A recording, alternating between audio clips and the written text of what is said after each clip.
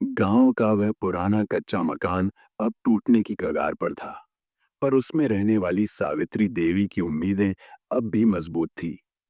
उनके बेटे अजय ने गांव छोड़ते वक्त वादा किया था, जल्द ही वापस आऊंगा माँ, और तुम्हें अपने साथ शहर ले जाऊंगा।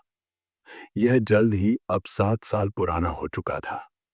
सावित्री हर सुबह तुलसी के पौधे को पानी देती, दरवाजे की चौखट को साफ करती और फिर बैठ जाती दरवाजे के सामने। हर गुजरती साइकिल, हर आवाज पर उनका दिल धड़कता, शायद अजय हो। पर दिन बीतते, महीने बीतते, साल गुजरते गए। गांव में अब नई पीढ़ी आ चुकी थी। बच्चों को नहीं पता था कि अजय कौन है, पर सब जानते थे कि सावित्री अम्मा हर किसी के बेटे को अजय समझकर देखती हैं। पड़ोसी लक्ष्मी चाची अक्सर समझाती, बहू आ जाएगी, चलो हमारे साथ मंदिर चलो। सावित्री मुस्कुराकर कहती, मैं भगवान से पहले अपने बेटे को देखना चाहती हूँ। शाम को जब हवा चलती तो घर की दीवारों की दरारें सिसकियों की तरह आवाज करती।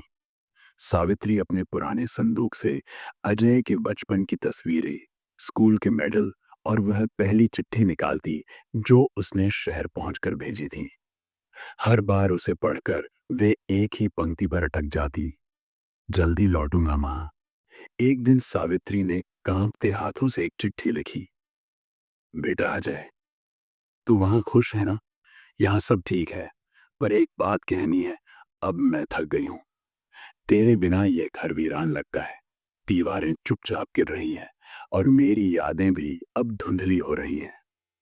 तेरी बचपन की तस्वीरें अभी मेरी तकिया के नीचे रखी हैं, जैसे तू हर रात मेरे पास सोता है।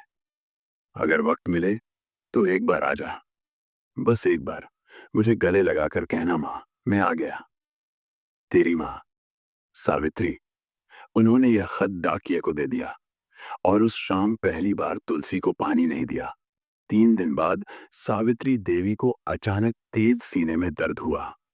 गांव वाले तुरंत अस्पताल ले गए, पर डॉक्टरों ने कहा, इनका तो बहुत कमजोर हो चुका है, शायद ज्यादा दिन नहीं है। वो बिस्तर पर पड़ी थी, होश में थी, पर बोल नहीं पा रही थी। उनकी आंखें बस दरवाजे की ओर टिकी थी, मानो अब भी कोई आ जाएगा। तीसरे दिन सुबह उन्होंने बिना कुछ कहे चुपचाप सांसें छोड़ दी। अजय को खत मिलते ही कुछ महसूस हुआ। शायद यह पहली बार था जब उसने माँ की चिट्ठी को गंभीरता से पढ़ा।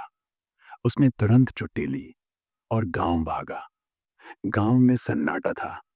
उसका घर खुला था, पर माँ नहीं थी। अंदर गया तो चारपाई पर सफेद चादर बिछी थी और उस पर माँ की तस्वीर। सारे गांव वाले चुप थे, किसी ने भी कुछ नहीं कहा। अजय वहीं बैठ गया, तस्वीर हाथ में ली और रो पड़ा, माँ मैं आ गया, देखो मैं आ गया। पास ही माँ की आखिरी चिट्ठी रखी थी। वह उसे पढ़ता गया और हर शब्द उसकी आत्मा में उतरता गया। अंतिम संस्कार के बाद अजय ने गांव में रुकने का निर्णय लिया।